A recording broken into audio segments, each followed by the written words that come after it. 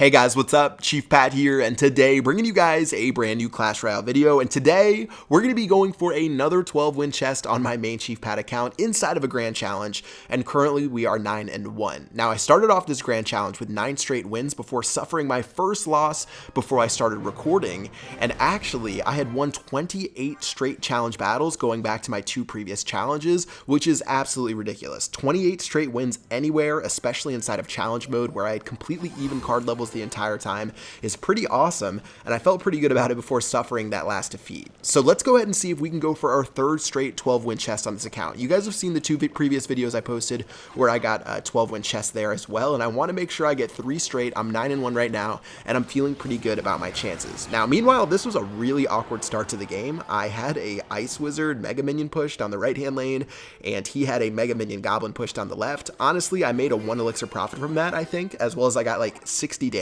on that right-hand tower. Not really too big of a deal to start off the game, and as he plays the skeleton army towards the back, I was wondering what the heck he was going to play. He has a golem, and I'm wasting elixir, so I'm just going to go ahead and drop my miner on top of these skeletons. So the miners will help out with the skeletons. The golem is going straight for my tower, though, and thank the Clash gods that I did not zap that skeleton army, or else I would have been absolutely dumpstered by that goblin barrel. Now, at this point, we've got a pretty decent counter push set up. I've got a bunch of weird troops down the left-hand lane. Since the miner and the Mega Minion are low on HP, I don't know if I'm really going to be able to do anything with it, so instead, let's set up with a Lava Hound down the right-hand lane, and he's actually going to drop that Mega Minion. So, all in all, not too bad. He had to waste 2 elixir on defense, and now we've got a Mega Minion running down this right-hand lane.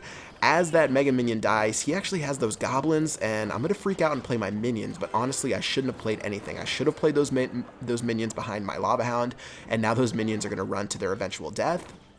Skeleton army is going to go down, and this is sort of awkward what I do next. I can't follow up with my miner. I can't play my lightning spell. The tombstone doesn't make any sense. What was that miner? I meant to play my Mega Minion.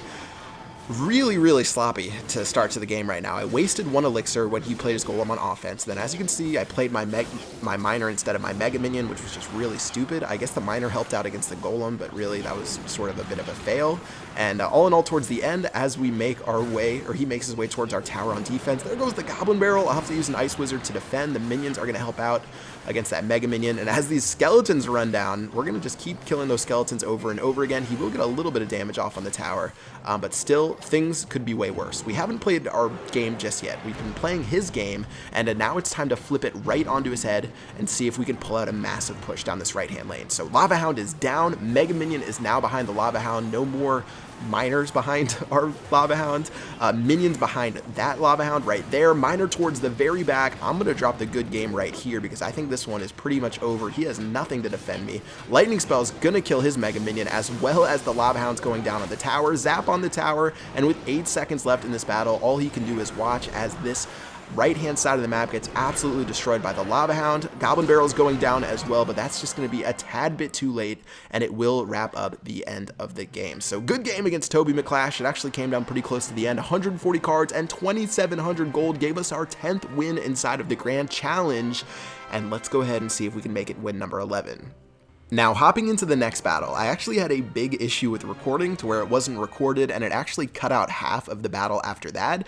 So this upcoming battle was actually a loss, and that made me 10-2 on my account. So I needed to win 2 straight wins, and by the time I got the recording working again, you can see I'm in a battle against Soul Gods, and this one is super close. He already has the elixir collector in the top right or left that he's doing work with. I don't have a miner to counter it, so this game isn't going too hot either, and he's going to play a giant down that right-hand lane, so I'm going to go ahead and make a big push of my own with a Lava Hound. I have to win this game to keep the dream alive. I'm 10-2 right now. I need 2 straight wins without a loss in order to preserve my 12 win challenge chest streak. Try saying that 5 times fast. And now with the Lava Hound running down the lane, I'm waiting with my lightning spell to see if he was going to drop anything that I could lightning, and instead I'm just going to lightning that left hand lane, and I'm going to get the elixir collector, I'm going to get the tower, I'm going to get the musketeer, and now I have to play an epic defense down this right hand side. So Mega Minion onto the Mega Minion.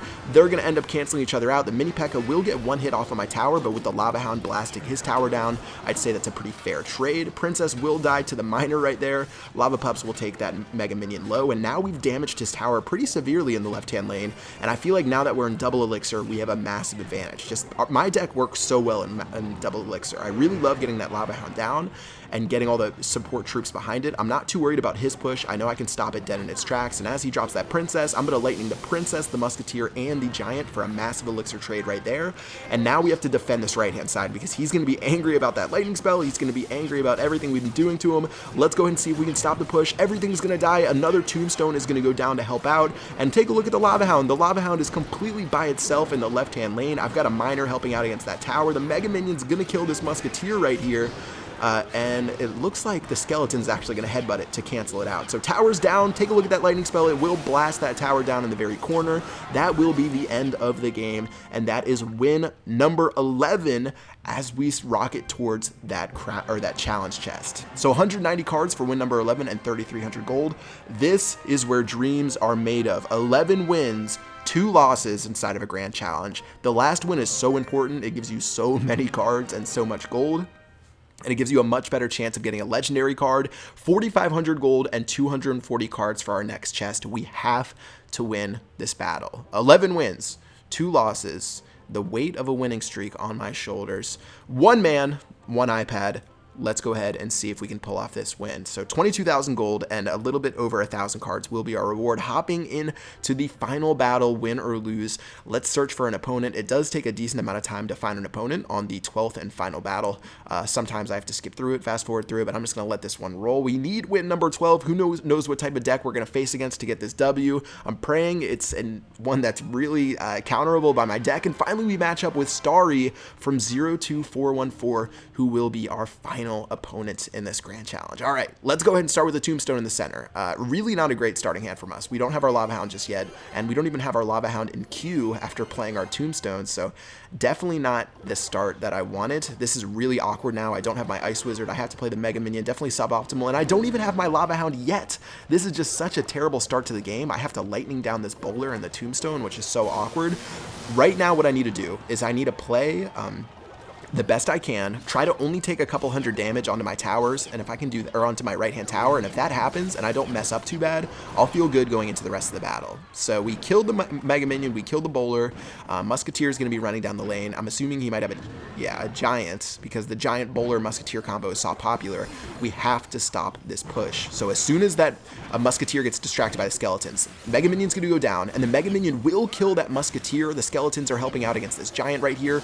We're only going to take 2 hits with that giant against the tower, and he's going to play a lightning spell. Now, he doesn't have any elixir, so it's time to go for a counter push. Check out those 2 skeletons. Those 2 skeletons are doing work right now, headbutting that tower to death, tanking for my minions, and the 3 elixir minions are beating that tower to a pulp. It's all the way down to 246, 162, 78 HP, and just like that, even though we had such a terrible starting hand, we flipped this game on its head, and we are firmly in control of win number 12. So let's play a tombstone in the center. Don't get too excited. Don't get too cocky. That's how you lose battles. Let's play our tombstone. Let's see his push. Now, I could lightning down that mega minion, but it would be a little bit of a risk. I'm just going to play this ice wizard, but since he played the musketeer, I can't give up all that value right there. He played 7 elixir, and all I had to do was play that 6 elixir lightning spell to take out that tower as well. So we made a 1 elixir positive trade, plus destroyed his tower. Now as my ice wizard and skeletons are taking out that giant, I don't want to waste any elixir down that right hand lane. I'm going to play a lava hound in the very back, which honestly I shouldn't have done. I meant to drop it in the back left, but you know, getting pretty excited about going for this 12th win, and with 50 seconds left in this game, all we have to do is survive maybe 2 more pushes. So Lava Hound's been deployed. It's floating towards that tombstone since we placed it in the center. I've got my tombstone going down as well. I've got my Mega Minion and another Musketeer trying to blow up that Mega Minion. We get it. Take a look at that value.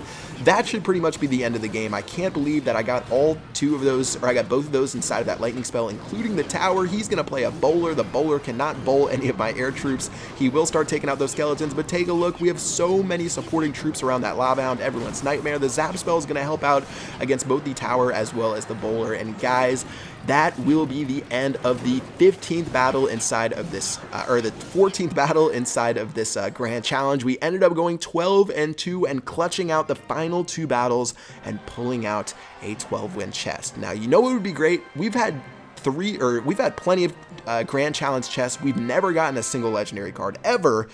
And I want to get one inside of this next one. You know, I've had a chest that had no cards inside of it or gold. Actually, it did have gold. It had no cards inside of it. I've had two 12-win chests in the past 2 days that had pretty much garbage. It had expos and mirrors. Let's open up this chest. 10 more cards, starting off with gold. We're going to get some royal GGs. We're going to get some epics. I don't care about any of these things. These just convert into gold anyways.